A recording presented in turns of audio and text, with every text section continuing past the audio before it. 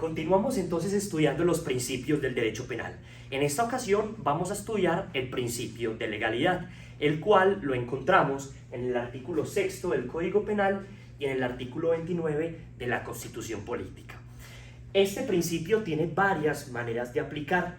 La primera de ellas se conoce como legalidad estricta o taxatividad. Y acá vemos la ya conocida por nosotros fórmula de que no hay sanción sin una ley escrita, previa y clara. Mi objetivo es explicarles a ustedes cada una de estas expresiones. Empecemos por la primera, que es ley. Acá debo anotarle lo siguiente, y es que en materia penal se maneja una figura denominada reserva legal, lo cual nos dice que la fuente primaria, directa y la más importante de las fuentes penales es la ley que es creada por el legislador, en español colombiano, creada por el Congreso de la República luego de sortear los trámites que tengan que sortearse. Pero dicha ley es la única fuente para crear delitos e imponerles pena, descartando entonces que sea la costumbre, la jurisprudencia o la doctrina quienes creen los delitos y quienes creen penas. No, el principio de legalidad en su modalidad estricta nos exige que sea la misma ley del legislador, valga la redundancia, la fuente directa para crear los delitos y las penas. En segundo lugar, encontramos que dicha ley debe ser escrita. Así es, debe ser escrita.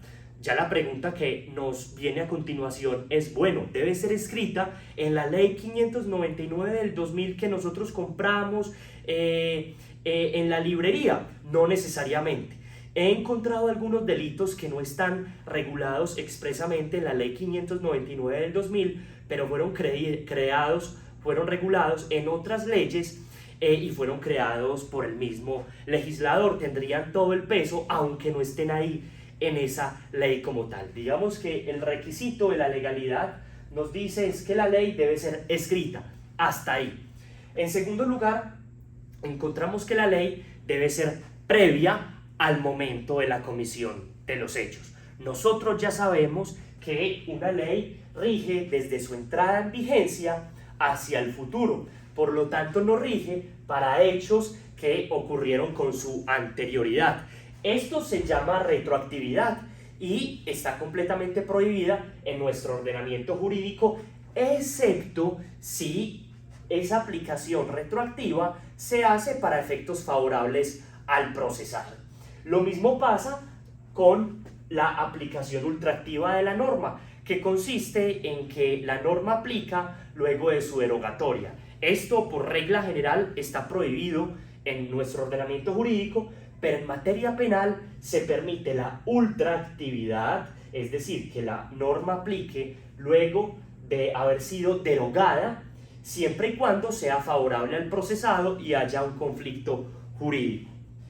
Continuemos. En tercer lugar, la norma debe ser clara, y esto conlleva que sea cierta, que sea detallada, que no permita interpretaciones varias a la misma palabra utilizada por el legislador, es decir, que no sea ambigua, que no sea vaga. En razón a ello, pues les cuento, en el Código Penal ustedes podrán encontrar el delito de hostigamiento, pero este delito de hostigamiento fue modificado en parte, o más bien fue declarado inexequible en parte por la Corte Constitucional en cuanto al término de constitutivos de hostigamiento.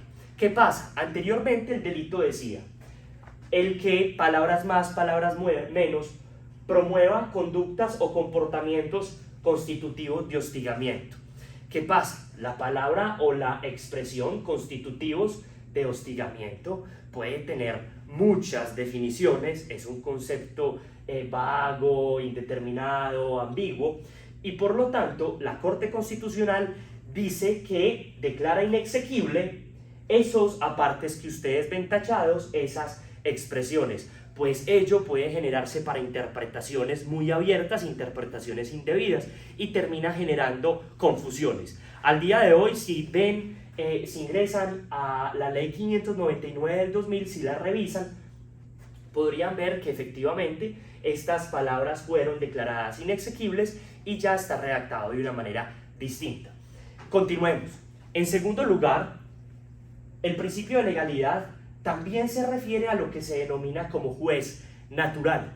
Y esto significa que debe haber un juez competente de manera previa, competente por ley, de manera previa al momento de la comisión de los hechos. Es decir, que cuando se cometen los hechos delictivos, ya para ese momento haya un juez designado por la ley, es decir, competente, para conocer dichos asuntos, evitando así lo que se denomina como jueces o tribunales ad hoc, que son jueces o tribunales designados una vez ocurran los hechos, luego de que ocurran los hechos, y esto podría afectar la imparcialidad y la independencia del juez. Por lo tanto, es mejor evitar este tipo de jueces llamados o denominados jueces ad hoc.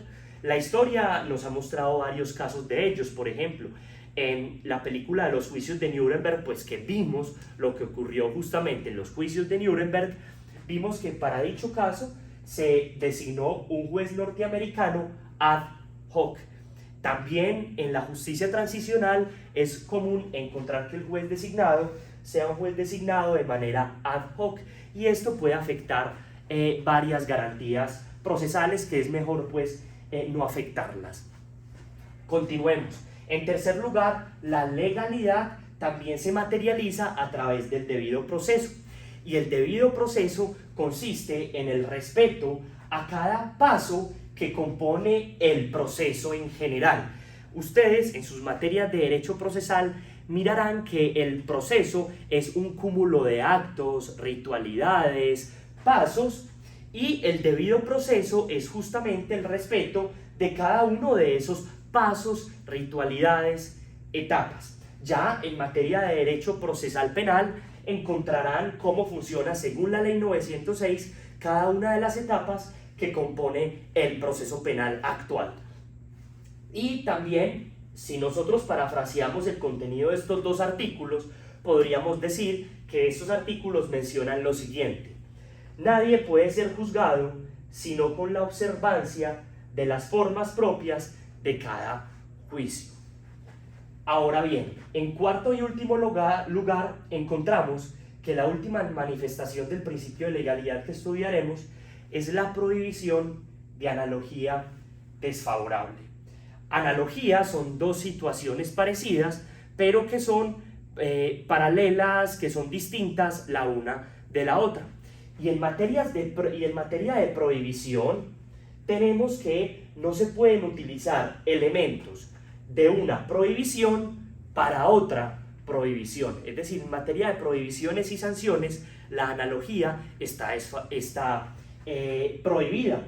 ¿Por qué? Precisamente porque la ley debe ser clara, cierta, detallada, precisa. Entonces, esto no se permite. Es decir, no puede utilizarse un elemento de una prohibición o un elemento de un delito para querer aplicarlo a otro delito. Para estos efectos, muchachos, les tengo el siguiente ejemplo. Ustedes en Derecho Penal Especial estudiarán varios delitos del Código Penal. Entre ellos estudiarán los delitos que van en contra del patrimonio económico. Y allí está tanto el hurto como el abuso de confianza. Ambos, aunque para los que no hemos visto esa materia puede ser algo parecido, son delitos bien distintos. El hurto consiste en apoderarse de un bien de otra persona. Entonces, muchachos, el hurto consiste en tomar ese bien y llevármelo. Ustedes allá mirarán la definición con más precisión. Mientras que el abuso de confianza consiste en apropiarme, que esto traduce a quedarme lo que me habían entregado a mí precisamente fruto de esa confianza, pero a mí me lo entregaron no para yo hacerme dueño de eso, sino que me lo prestaron, me lo arrendaron, me lo dieron en general bajo un título no traslaticio de dominio. Es decir, el dominio no es mío, simplemente me lo prestaron, me lo arrendaron y yo me apropio de eso, yo me quedo, retengo dicho bien. Como ustedes lo verán, el hurto tiene sus agravantes y sus calificantes, y el abuso de confianza tiene sus calificantes.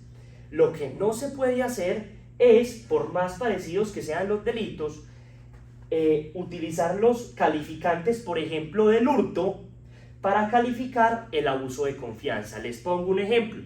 Si el hurto se lleva a cabo sobre un medio motorizado, es decir, sobre un vehículo, por ejemplo, entonces ese hurto se califica.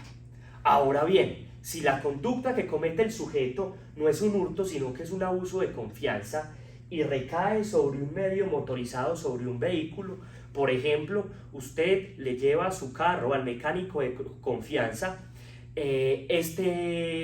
se abstiene de entregárselo, no se lo entrega, se niega a entregárselo, se pierde por completo del mapa, ahí podríamos estar ante un abuso de confianza sobre un medio motorizado. Pero en este caso no se califica este abuso de confianza. ¿Por qué? Porque unos son los calificantes de un delito y otros son los calificantes de otro. Unos son los elementos de una prohibición y otros son los elementos de otra. Y finalmente, ya para cerrar, pues el principio de legalidad nos pide que las prohibiciones sean claras, detalladas. De paso que si hay duda, entonces esa duda se resuelve a favor del procesado, algo que va muy de la mano con lo que ya hemos denominado como presunción de inocencia.